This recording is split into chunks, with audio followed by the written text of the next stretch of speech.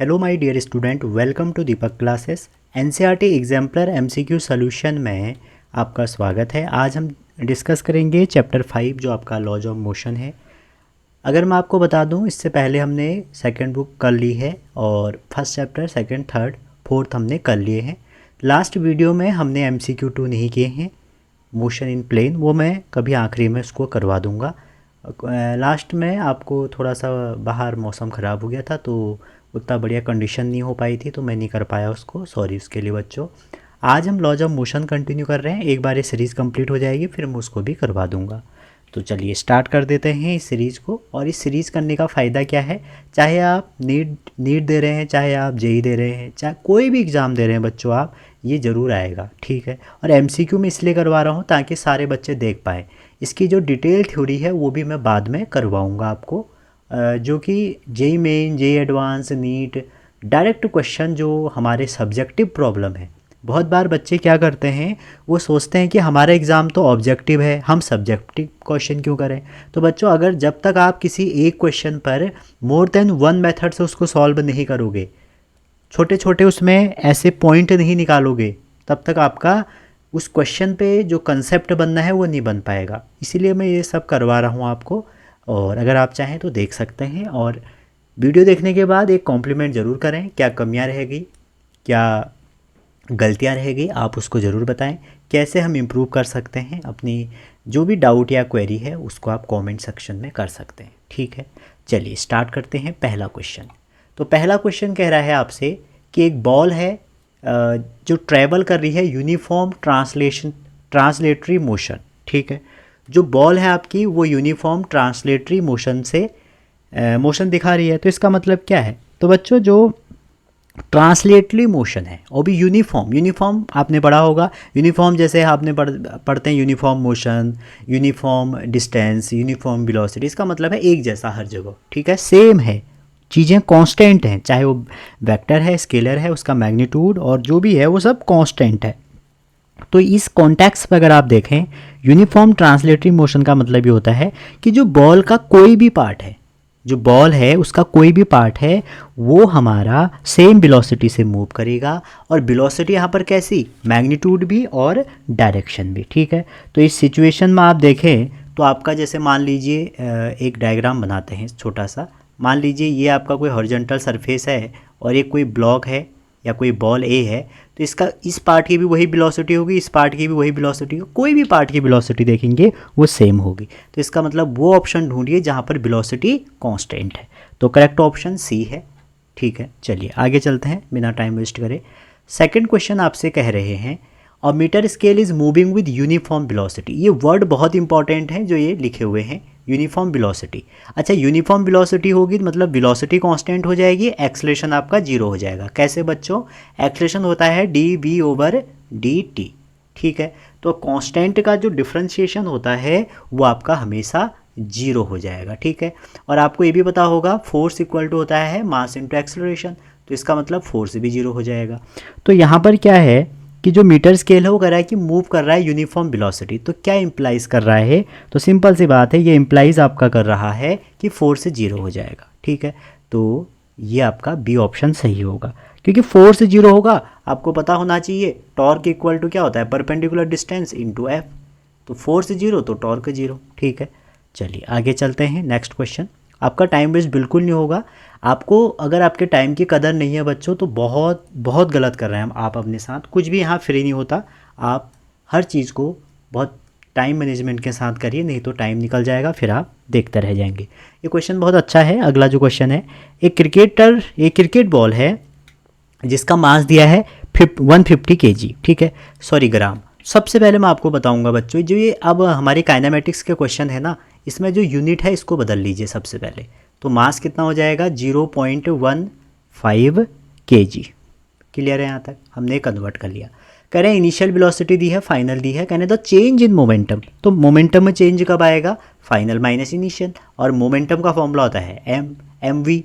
तो final minus initial जैसे आप करोगे तो यहाँ से m कॉमन ले लीजिए, v माइनस यू कर लीजिए, और वेक्टर को जो माइनस करते हैं v में से आप क्या करेंगे, आई में से आई घटा दीजिए, जे में से जे घटा दीजिए, और मास हो गया 0.15 इंटू, जब आप माइनस करेंगे तो -3 में से अगर आप -3 घटाएंगे तो प्लस के हो जाएंगे -6, और वहीं अगर आप दूसरे को घटाएंगे तो आ जाएगा -8 और जे। क्लियर है यहाँ तक? आगे क्या कह रहे हैं, अच्छा मोमेंटम निकालना है। अब ऐसा तो कोई आंसर है नहीं, तो इसका मतलब है 0.15 का हमने क्या किया है, इंटू अंदर किया है। तो जैसे ही अंदर करेंगे तो 15 6 9, तो ये आ जाएगा आपका, माइनस कॉमन ले लो, माइनस माइनस माइनस ये वाला हो जाएगा। इसको अगर आप देखें तो 0.9 आई हो जाएगा, और 15 अट्ठे होता है 120, तो ये हो जाएगा 1.20 जे। ठीक है, माइनस कॉमन ले लिया। आगे कह रहे हैं इसी क्वेश्चन, अगला क्वेश्चन है जो कि मैग्नीट्यूड बताइए। तो जैसे भी कोई वेक्टर होता है बच्चों, जैसे कि मान लो एक्स आई है, वाई जे है, जेड के है, कभी भी कोई वेक्टर आपको दिया रहता है तो आपने वेक्टर में पढ़ा होगा मैग्नीट्यूड कैसे निकालते हैं। एक्स का स्क्वायर कर लीजिए, वाई का स्क्वायर कर लीजिए, जेड का स्क्वायर कर लीजिए। तो यहाँ पर 9 का स्क्वायर हो जाएगा 0.9, का स्क्वायर हो जाएगा 0.81, और 1.2 का स्क्वायर हो जाएगा 1.44। अगर आप इसको सॉल्व करेंगे, आप इसको सॉल्व करिएगा, इसका करेक्ट ऑप्शन सी बनेगा। ठीक है, चलिए आगे चलते हैं। फोर्थ हो गया ना, हाँ, फिफ्थ क्वेश्चन है conservation of momentum in a collision. देखिए ये बहुत थ्योरेटिकल क्वेश्चन है, ये नीट में भी आ सकता है बच्चों, ये बिट्स पिलानी में भी आ सकता है, कोई भी ऐसा एग्जाम जहाँ एनसीईआरटी आती है और उसने एनसीईआरटी एग्जाम्पलर उठा दी तो समझ लो फिर गए, समझ रहे हैं, क्योंकि इसमें इतने अच्छे अच्छे क्वेश्चन होते हैं कि आप क्या कहते हैं, ईजिली उनको कर सकते हैं, लेकिन आपके कंसेप्ट ठीक हैं अगर। तो जो कंजर्वेशन ऑफ मोमेंटम है बच्चों, उसको हम डिफाइन करते हैं, इसका जो करेक्ट ऑप्शन है थर्ड लॉ और सेकेंड लॉ। कैसे, देखिए थर्ड लॉ होता है एफ नेट जो होगा वो चेंज इन मोमेंटम होता है। अब आप मुझे बताओ, जो चेंज इन मोमेंटम में अगर आपका एफ 0 होता है तो इसका मतलब क्या होगा, इसका मतलब हो जाएगा पी कांस्टेंट हो जाएगा। और आप बताइए कंजर्वेशन ऑफ मोमेंटम ये तो कहता है कि अगर कोई एक्सटर्नल फोर्स नहीं है, कोई आइसोलेटेड बॉडी है, तो उसमें मोमेंटम क्या रहता है, कंजर्व रहता है। तो कोई भी आइसोलेटेड बॉडी होगी उसके लिए एफ एक्सटर्नल तो 0 हो जाएगा ना। अच्छा, आगे देखें, अगर आप कोलिजन देखें किसी भी दो पार्टिकल में तो हमेशा एक इक्वल एंड अपोजिट फोर्स उस पर लगता है। तो ये कैसे फॉलो करते हैं, ये करते हैं हम न्यूटन थर्ड लॉ से। तो जो हमारा कंजर्वेशन ऑफ मोमेंटम है बच्चों, ये आपका बेस्ड ऑन है आपका सेकेंड लॉ और थर्ड लॉ। एक बात और बता दूं, जो न्यूटन का सेकेंड लॉ है इसको हम क्या बोलते हैं, इसको हम रियल लॉ बोलते हैं। रियल लॉ इसलिए बोलते हैं क्योंकि इससे हम फर्स्ट लॉ भी बना सकते हैं और थर्ड भी बना सकते हैं। चलिए आगे चलते हैं। 5.6 कर एक हॉकी प्लेयर है, मूव कर रहा है। देखो ऐसे क्वेश्चन बहुत आते हैं, पहले तो आप ये डायरेक्शन इंडिकेटर बना दीजिए, नॉर्थ साउथ ईस्ट वेस्ट। अब आपसे कह रहे हैं कि जो हॉकी प्लेयर हैं ये मूव कर रहे हैं नॉर्थ वर्ड। तो नॉर्थ वर्ड मतलब ये मान लीजिए ऐसे मूव कर रहा है, यहाँ तक पहुँच गया, and suddenly turn westward, और कुछ टाइम बाद ये ऐसे मुड़ जाते हैं with same speed to avoid an opponent. ठीक है, the force that act on a player. अब देखो इसमें फोर्स कहाँ लगेगा ये पूछा जा रहा है, तो आप क्या करिए, इसका रिजल्टेंट निकालिए। अगर मैं आपको बताऊँ क्या इसका रिजल्टेंट इन दोनों, यहाँ इसकी जो टेल है, इसका जो हेड है, इस पे मिला के यहाँ होगा, तो जो फाइनल आंसर होगा इसका जो रिजल्टेंट होगा वो नॉर्थ वेस्ट में होना चाहिए था। ऑप्शन में तो कोई है ही नहीं, तो आप इसको पलट भी तो सकते हैं ना। इसको आप अगर नॉर्थ से साउथ में पलट के लेके जाएं या इस वेक्टर को मोड़ें तो इधर बन जाएगा। तो इसका जो आंसर होगा साउथ वेस्ट, क्योंकि जो नॉर्थ वाला है उसको नीचे आप वेक्टर तो अपोजिट कर सकते हैं ना, तो फिर ये ऐसे करके ये बन जाएगा। तो इसका जो आंसर हो जाएगा वो हो जाएगा सी वाला। और भी आप इसमें ये सोच सकते हैं कि जो इनिशियल मोमेंटम है वो नॉर्थ की तरफ है, उसके बाद जो फाइनल मोमेंटम है वो वेस्ट की तरफ है। तो दोनों का अगर आप वो एडिशन देख रहे हैं तो क्या आ रहा है, मान लीजिए पॉइंट बी है, ओ बी आ जा रहा है। ठीक है, तो जो चेंज इन मोमेंटम होगा वो कहाँ होगा, अगर ये ओ है, ये बी है, ये ए है, तो चेंज इन मोमेंटम हो जाएगा ए बी माइनस ओ ए। क्या होगा, ए बी माइनस ओ ए, और ए बी माइनस ओ ए आप जब करेंगे तो आपको ए आर मिलेगा। ठीक है, तो ए आर ये है आपका कौन सा वाला, इस साइड मान के चलिए इसको, ये ओ है, ये बी है, तो ए, चलो ए बी रहने दो, इसको ज़्यादा दिक्कत नहीं करो। तो यहाँ से इसको सॉल्व करेंगे तो ये बनेगा, इसका रिजल्टेंट यहाँ बन जाएगा।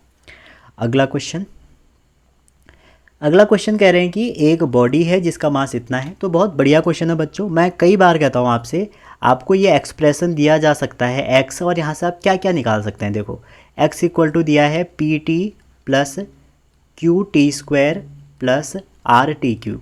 ये काइनेमेटिक्स का क्वेश्चन है और आपसे क्या पूछा है, फोर्स। तो फोर्स कैसे निकलेगा भैया, फोर्स निकलेगा एम ए से, और ए कैसे निकलेगा, ए निकलेगा m d v by d t से। Sir d v by d t कैसे निकलेगा, d v by d t जो निकलेगा हमारा वो निकलेगा अगर आप डिस्प्लेसमेंट को डिफ्रेंशिएट कर दें। तो इसका मतलब है सर इसको डिफ्रेंशिएट करके पहले ए निकालते हैं। तो जैसे आप d v by d t करें तो क्या आ जाएगा, आपका आ जाएगा p plus 2QT plus 3T square r. Double derivative करें, सॉरी ये डी एक्स होगा, हाँ ये एक्स होगा, तो ये v निकल के आ गया। और एक्सलेशन निकालने के लिए आप d v by d t करें, तो p का तो कांस्टेंट है 0 हो गया, तो ये बचेगा 2Q, ठीक है 2Q प्लस 6T और r का r रहने दो। p दिया है आपको, q दिया है, और t कितने सेकेंड में, 2 सेकेंड। सबकी वैल्यू पुट करिए, और जैसे ही आप पुट करेंगे तो आपको निकल के आएगा 2 इंटू 4 हो जाएगा आपका 8, और 12 इंटू आर हो जाएगा आपका ये। तो यह इसको सॉल्व करके जब वैल्यू निकालेंगे आप 10 सेकेंड में तो आ जाएगा 68 मीटर पर सेकेंड। तो मास कितना दिया था इस भाई साहब ने, 2 किलो। तो फोर्स कितना हो जाएगा, फोर्स हो जाएगा आपका मास इंटू एक्सेलरेशन। तो मास है भैया 2 किलो, तो 2 को अगर आप 68 से इंटू कर दें तो आपको मिलेगा 136 न्यूटन। ठीक है, आपसे ना यहाँ से बच्चों वर्क भी पूछा जाता है। देखो वर्क एनर्जी थ्योरम क्या होता है, चेंज इन काइनेटिक एनर्जी। ठीक है, तो आप 2 वेलोसिटी दे देगा तो आपको ये निकालना पड़ेगा। तो आप तैयार रहिए कि इससे आपसे क्या क्या क्वेश्चन बन सकते हैं। ठीक है, अभी तो नहीं पूछा है, क्या पता वर्क एनर्जी में ये टॉपिक हमारा आ जाए। ठीक है, चलिए आगे चलते हैं। क्वेश्चन अभी आगे बड़े बड़े हैं तो ज़्यादा हम टाइम वेस्ट नहीं करेंगे। कह रहा है 5.8 अ बॉडी विद मास, इतना मास दिया है, फोर्स दिया है, कह रहा है इनिशियल वेलोसिटी t0 पे इतना है, the time at which it will just have a velocity along y axis. देखो कितना बढ़िया क्वेश्चन है। तो देखो सबसे पहले तो आपको मास दिया है, फोर्स दिया है, तो इनिशियल वेलोसिटी अगर टाइम 0 है वहाँ पर u दिया है आपको, अच्छा v लिखा है इन्होंने, इसको v हम भी v लिखेंगे, 6i माइनस 12g।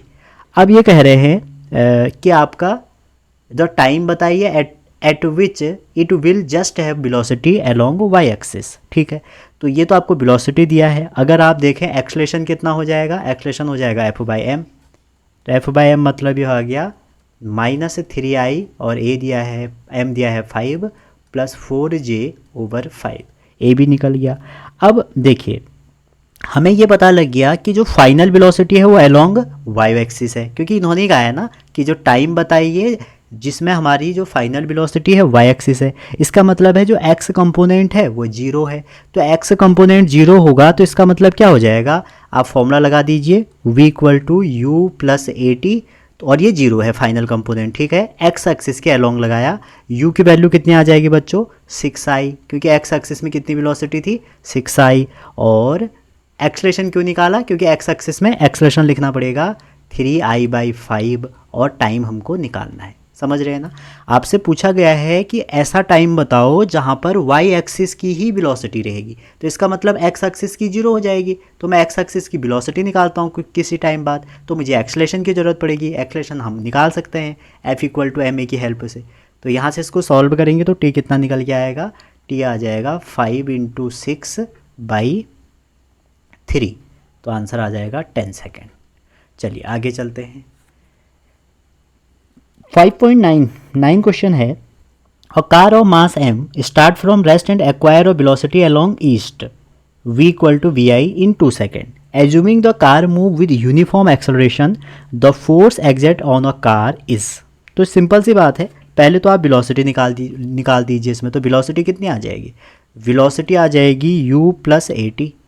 ठीक है, इनिशियली 0 दिया है तो 2 सेकेंड में ये vi हो जाते हैं, तो जैसे ही 0 दिया तो 0 रख ले, और a × 2। तो यहाँ से आप कह सकते हैं कि सर जो एक्सेलरेशन होगा ये vi/2 हो जाएगा। तो भैया फोर्स कितना हो जाएगा, फोर्स हो जाएगा ma, और ये हो जाएगा mvi/2। यहाँ तक आपका क्लियर होगा, ठीक है। अब देखिए ये जो फोर्स है ये कहाँ को लगेगा, टुवर्ड ईस्ट लगेगा, क्योंकि हमारी जो वेलोसिटी है वो ईस्ट डायरेक्शन में है।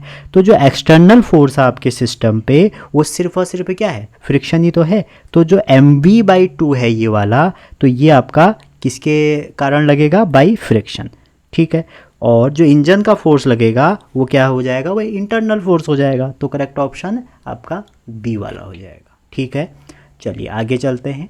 अब है आपके question more than one option, और ये क्वेश्चन काफ़ी अच्छे हैं बच्चों, ठीक है, इनको आप ज़रूर करिए।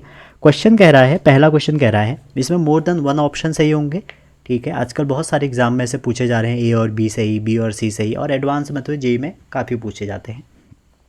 कह रहे हैं मोशन ऑफ अ पार्टिकल इतना इतना है और टाइम की कंडीशन दी है, तो कौन सा इसमें ट्रू है। तो इसकी कंप्लीट आपको एनालिसिस करनी पड़ेगी, ठीक है। मैं एक स्लाइड देता हूँ आगे और इसकी एनालिसिस करते हैं। तो हमें x दिया है, अगर आप देखिए x दिया है हमको a कितना दिया है, एक मिनट चेक कर लेते हैं। x दिया है a sin 4pt, ठीक है, a sin 4pt, ठीक है। अब इसमें देखिए x 0, ये ऐसा हमसे कह रहे हैं x 0 होगा जब टाइम 0 से कम होगा, सिंपल सी बात है। और ये कहाँ पर होगा, जब 0 से 1/4 के बीच में, ऐसा दिया है। तो सबसे पहले आप निकालो 0 से 1/4 में वेलोसिटी, तो वेलोसिटी होगा इसका डिफरेंशिएट, और जैसे ही आप डिफरेंशिएट करेंगे तो ये आ जाएगा 4pa, और साइन का हो जाएगा cos 4pt। क्लियर है यहाँ तक। एक्सलेशन भी निकाल लेते हैं लगे हाथों, तो एक्सलेशन हो जाएगा माइनस, कॉस का माइनस साइन होता है, और 4 एक बार फिर बाहर आ जाएंगे तो 16p का स्क्वायर हो जाएगा a, ठीक है, और कॉस का आ जाएगा साइन 4pt, ठीक है। p है ना, अच्छा ये p जो है ना बच्चों इसमें मिसप्रिंट हुआ है मुझे सर, ये पाई है, पाई, ये पाई है, ठीक है, ये किताब में ना पाई है, तो ये पाई आ जाएगा और बाहर पाई स्क्वायर आ जाएगा, ठीक है जी। अच्छा अब आपको कंडीशन लगानी है, फोर्स इक्वल टू क्या लगाओगे, m इंटू ए, तो m इंटू ए लगा दीजिए, कुछ निकल के आ जाएगा। अब यहाँ पर एक इंटरेस्टिंग बात है, इम्पल्स, आपको इस क्वेश्चन में इम्पल्स भी पूछी है, और इम्पल्स मोमेंटम थ्योरम कहती है कि जो इम्पल्स होगा वो चेंज इन मोमेंटम होगा, ठीक है। इम्पल्स की वैल्यू चेंज इन मोमेंटम हुआ करती है, ठीक है। तो अब यहाँ पर मोमेंटम वेलोसिटी दो वैल्यू नहीं दी रहेंगी, तो आप वहाँ पर क्या कर सकते हैं, फोर्स इनटू टाइम। क्लियर। अब क्वेश्चन में क्या क्या निकालना है, फिर हम चलते हैं इसमें। देखो फोर्स निकालना है, इम्पल्स भी निकालना है, फोर्स और इम्पल्स निकालना है। तो फोर्स देखें तो m कितना दिया है, m भी चेक करते हैं, m दिया है आपको, अच्छा m ही दिया है, तो फोर्स आपका कितना हो जाएगा, फोर्स हो जाएगा -16 पाई स्क्वायर a, और इसके साथ इंटू हो जाएगा m का साइन 4πt, और वही इम्पल्स निकालना है तो इसमें एक t का इंटू हो जाएगा, ठीक है। और टाइम 0 से 1/4 है, तो इसमें 1/4 का जैसे टाइम इंटू करोगे तो -4 हो जाएगा ये पाई स्क्वायर am। अब मतलब सिंपल कैलकुलेशन है यार, और कुछ नहीं है, ठीक है। ये आपकी सिंपल कैलकुलेशन है, ठीक है। और कितना, 4πt। अब t की वैल्यू यहाँ भी रख दो 1/4, जैसे आप 1/4 यहाँ रखेंगे, 4 से 4 कट गया, तो साइन पाई आपका निकल के आया कितना 1, और ये आ जाएगा आपका -16 पाई स्क्वायर am। और वैसे यहाँ भी अगर आप 4 से 4, ये 1 हो गया, तो ये निकल के आया -4 पाई स्क्वायर am। तो दोनों रिजल्ट आ गए, ईजिली आप देख सकते हो। तो इसमें जो करेक्ट ऑप्शन होगा फोर्स t इक्वल टू इतना, तो पहला ए ऑप्शन सही लग रहा है, और बी ऑप्शन भी सही है, और there is no impulse acting on the particle, there is no impulse 0 से 4, हाँ ठीक है। अब देखो देयर इज़ नो इम्पल्स इसलिए दिया है ना, क्योंकि x 0 पे अगर 0 से छोटा है तो ये तो नहीं हो सकता। The particle is not acted upon constant force, हाँ ये सही है, क्योंकि पार्टिकल में जो फोर्स है ना बच्चों, आप देखो उस फोर्स में टाइम आ रहा है, इस फोर्स में आपका यहाँ टाइम आ रहा है, हमने टाइम की वैल्यू रखी ना 1/4, तो इसलिए इसके जो करेक्ट ऑप्शन होंगे ए होगा, बी होगा और डी होगा। तो ऐसे बड़े बड़े क्वेश्चन है, आपको निकालने पड़ सकते हैं, तो इसलिए मैंने अलग स्लाइड ले ली। अगला क्वेश्चन देखिए, ये क्वेश्चन पे मैं कभी सेपरेटली एक वीडियो बनाऊंगा, मेरी बहुत इच्छा है इस क्वेश्चन को आपको बताने की, क्योंकि काफ़ी इंपॉर्टेंट क्वेश्चन है, ठीक है। तो अभी हम फिलहाल इसको डिस्कस करते हैं। देखो 4 ऑप्शन है, पहले हम क्वेश्चन को कर लेते हैं, फिर हम आगे चलेंगे, ठीक है। और यहाँ पर ध्यान दीजिए, ए दिया है आपको, अभी हमें काम आएगा, बी और ए के बीच में 0.1 फ्रिक्शन है, और बी और ए के बीच में यहाँ फ्लोर और बी के बीच में 0.1 है, और ये 0.2 है, ठीक है। अच्छा जी, आगे अगर देखें,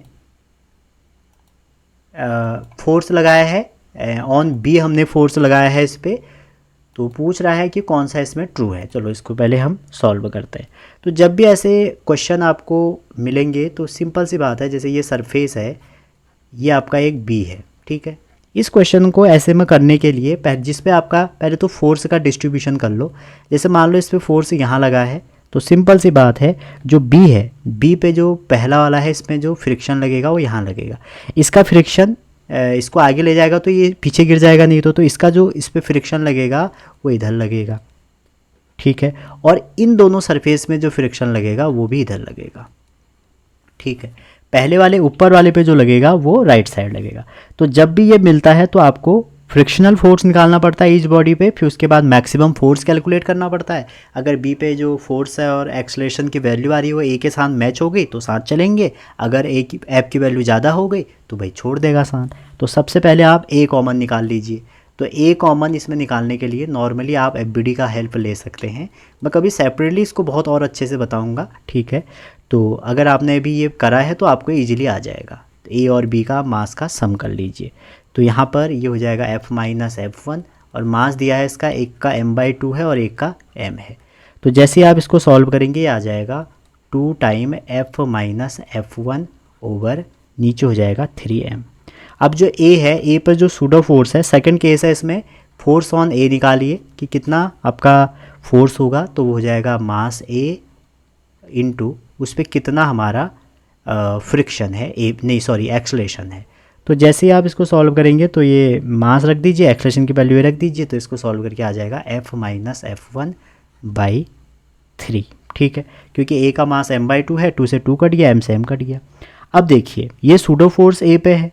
अब जब फोर्स F जो है, अगर ये मैक्सिमम होगा, ये जो फोर्स है ना ये कब मैक्सिमम होगा, जब सूडो फोर्स ऑन A जो होगा वो आपके फ्रिक्शनल फोर्स ए पे बराबर हो जाएगा, तभी तो मैक्सिमम होगा, ठीक है। इसलिए मैं कह रहा हूँ, इसको कभी सेपरेटली आपको करवाऊंगा। अभी फ़िलहाल मैं सॉल्यूशन तो देना ही पड़ेगा इसका। तो एफ मैक्स माइनस ये हो जाएगा F1/3 जो अभी हमने निकाला, इक्वल टू फ्रिक्शन हो जाएगा μ/ma/g। तो इसको जब आप सॉल्व करेंगे तो कितना आ जाएगा, 0.2 दिया है इंटू m/2 इंटू जी, सॉल्व करिए तो आ जाएगा 0.1 mg, ठीक है। तो एफ मैक्स इससे सॉल्व करेंगे तो एफ मैक्स आ जाएगा 0.3 mg, ठीक है, प्लस इसका जो F1 है, इसका जो फ्रिक्शन है वो हो जाएगा μnn, और μnn मतलब आप नॉर्मल रिएक्शन से लगा सकते हैं 0.1 इंटू 3/2 mg। पूरा सॉल्व कर लें इसको तो 0.45 mg निकल के आएगा। अब इसके जो ऑप्शन है ना वो आपको एक एक करके देखना पड़ेगा। कह रहा है कि कब मूव टुगेदर करेगा, ठीक है। फोर्स जो है आपका तभी मूव टुगेदर करेगा जो फोर्स जो है हमारा वो उससे कम आए, जो नीचे वाले का है, ठीक है। ये कितना आ रहा है 0.45, तो इसका मतलब है पहला वाला सही है क्योंकि उसने फोर्स कितना दिया है 0.25। दूसरा कह रहा है तो block a will slip with respect to b if F equal to 0.5 mg। अब देखो ये कब स्लिप करेगा, जब F मैक्स जो निकल के आया हमारा, F मैक्स कितना निकल के आया, ये इससे अगर ये क्या हो जाएगा, ज़्यादा हो जाएगा। और उसने दिया कितना है भाई साहब ने 0.5, ये भी सही है। अब बात करते हैं सी कह रहा है कि the body will move together if F equal to इतना, ये दोनों साथ मूव करेंगे, ये भी गलत है। क्यों, F यहाँ पे कितना दिया 0.5, जबकि होना कितना चाहिए था, मैक्सिमम फोर्स कितना एडजस्ट ले सकता है 0.4, तो भैया ये तो गलत है, ये ऑप्शन गलत है। आगे कह रहा है the body will be rest at F equal to इतना, ये सही है, अभी अभी हमने निकाला था। ये रेस्ट कितने पे करेगी, इतने पे, जब दोनों का ये बराबर हो जाएंगे फोर्स तो ये रेस्ट पे दिखेगी। और है कोई ऑप्शन, ई कह रहा है द मैक्सिमम फोर्स, हाँ ये भी सही है, ठीक है। फिर भी इसके लिए मैं आपके लिए मैंने जो एक प्लेलिस्ट बनाई है जेई मैकेनिक्स करके, उस प्लेलिस्ट में अभी मैं एफबीडी में हूँ, तो मैंने 3 एफबीडी ही डाली है उसमें, तो मैं कंटिन्यू करूँगा, अगली एफबीडी में इसी की डालूँगा, ये मेरा आपसे वादा है बच्चों। और सारे टाइप के क्वेश्चन हम इसमें डिस्कस करेंगे अगर अभी आपको समझ में नहीं भी आया।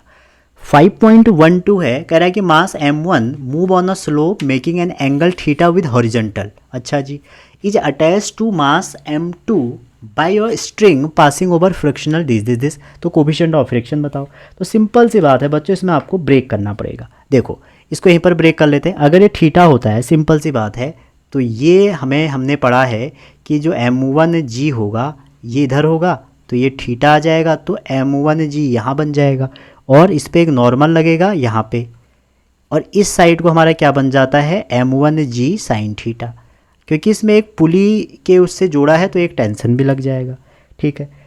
तो अगर ये जो सिस्टम है, अब यहाँ पर नहीं लगेगा क्योंकि यहाँ पे कांटेक्ट है ना, तो यहाँ एक टेंशन लगेगा, एक वेट लगेगा m2g।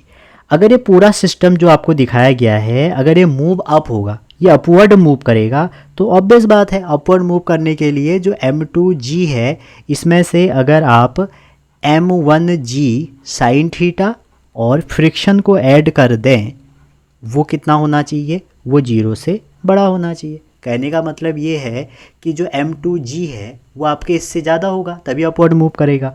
तो इसको आप सॉल्व करें, यहाँ से फ्रिक्शन आपको पता होगा F इक्वल टू होता है म्यू आर, आर क्या है आपका, म्यू एन करो इसको, क्योंकि हमने एन से नॉर्मल रिएक्शन लिखा है, और पहले ब्लॉक का जो एन है ये एम जी कॉस थीटा से बैलेंस हो जाएगा, तो F इक्वल टू कितना आ गया, mu m g cos theta, ये निकल के आया।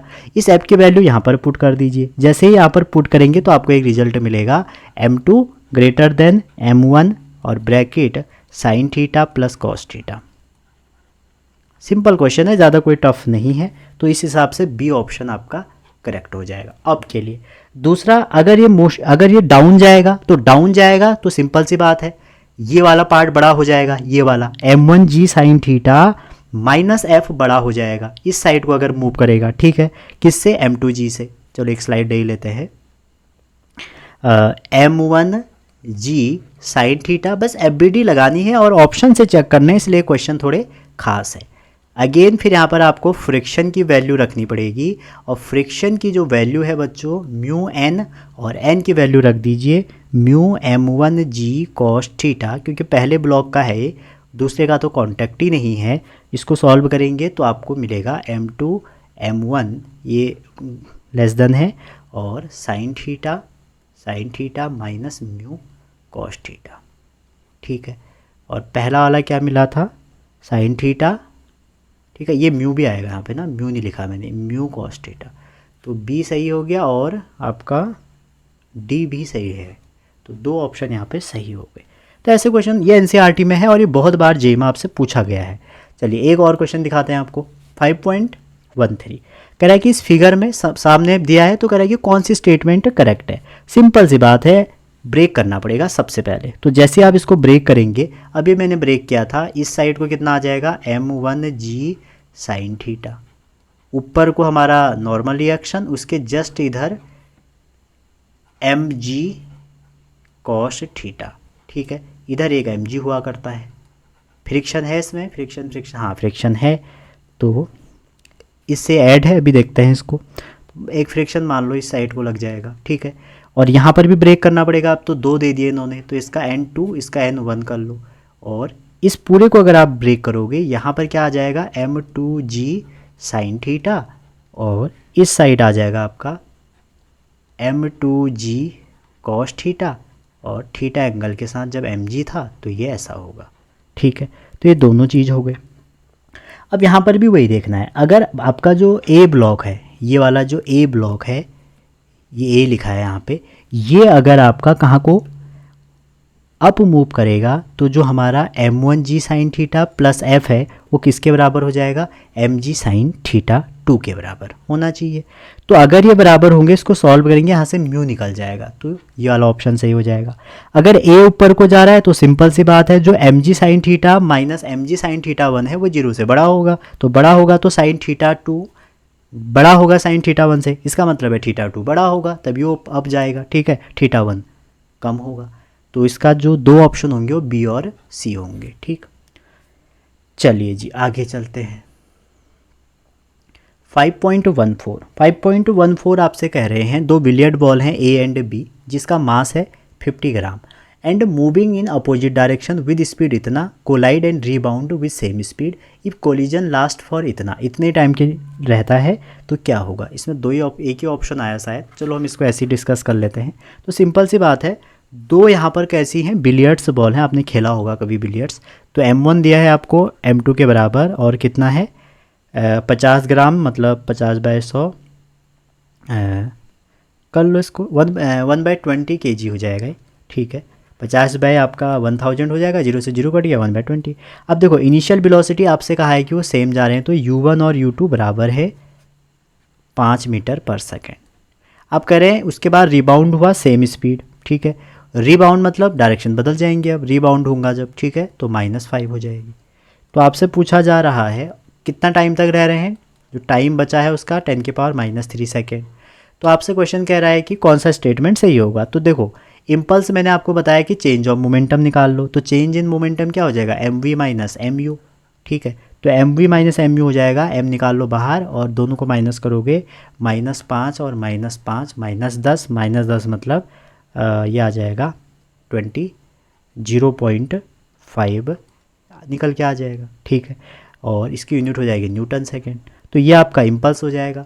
तो पहला ऑप्शन है इसमें इम्पल्स का, तो पहला वाला तो भाई इम्पल्स इसने ज़्यादा दे रखा है, ये तो गलत बात है, और ऑप्शन नहीं आ पाया इसमें। दूसरा ऑप्शन इसमें क्या है, फोर्स निकालो। तो फोर्स होता है बच्चों, इम्पल्स होता है फोर्स इनटू टाइम, तो फोर्स हो जाएगा इम्पल्स ओवर टाइम है 10⁻³ इसको सॉल्व करो तो ये आ जाएगा 500 न्यूटन, ठीक है। तो इसमें फोर्स पूछा था और इम्पल्स और फोर्स यहाँ पे हमने निकाल दिए। चलिए आगे चलते हैं। अंतिम क्वेश्चन है, ये तो आपने कई बार जेईई में देख भी लिया होगा। कहा है एक बॉडी है जिसमें 10 किलो क्या है उसका मास है और दो उस पर परपेंडिकुलर फोर्स लगे हैं। तो मान लीजिए ये 10 किलो है, ठीक है, और एक फोर्स यहाँ लग गया इसमें F1 मान लो, एक यहाँ पे लग गया F2 मान लो। तो पूछ रहा है द रिजल्टेंट एक्सलेरेशन कहाँ होगा। तो सिंपल सी बात है, पहले तो आप इसमें पैरेलल शिफ्टिंग कर लो और पैरेलल शिफ्टिंग से आप इस फोर्स को यहाँ शिफ्ट कर दो, F2 हो जाएगा, ठीक है। और इन दोनों का रिजल्टेंट ये हो गया, क्लियर। मान लो ये एंगल थीटा है, तो रिजल्टेंट कितना हो जाएगा, एक दिया है आपको 6, एक दिया है 8, तो ये है आपका 90 का एंगल। तो रिजल्टेंट आ जाएगा आपका √8 6 का स्क्वायर प्लस 8 का स्क्वायर 64 और 3600, तो आ जाएगा 10। तो रिजल्टेंट तो हो जाएगा भैया 10। तो आपको निकालना क्या है एक्सेलरेशन। तो मैं फिर से जाऊंगा फोर्स के फॉर्मूले में, तो फोर्स इक्वल टू हो जाएगा मास इंटू एक्सेलरेशन। तो 10 इक्वल टू मास दिया है आपको 10 किलो इंटू ए, तो ए आ जाएगा 1। तो इसका मतलब है ये हो सकता है, ये हो सकता है। अब डायरेक्शन भी बनानी है तो डायरेक्शन निकाल दो, तो इस हिसाब से tan थीटा लगा दो इसमें। तो tan थीटा इक्वल टू आ जाएगा 8/6। तो 8/6 का मतलब हो जाएगा, अच्छा डायरेक्शन निकालनी किसके साथ है, इतना इतना, अच्छा ये डायरेक्शन इन्होंने दे रखी है। अगर ये कह रहे हैं कि विद रिस्पेक्ट टू इतना और विद रिस्पेक्ट टू इतना, पहले 6 के साथ निकालते हैं। तो अगर 6 के रिस्पेक्ट में देखोगे तो आपको फिर थीटा, इसमें बहुत ध्यान से देखना है बच्चों कि अगर आपका जैसे ये डायग्राम है, इसको हटाते हैं पहले, ये 10 है, ये F1 है, ये F2 है, ठीक है। तो इसको आप जब मिलाए ऐसे, ये F है, तो ये θ1 है और ये θ2 है।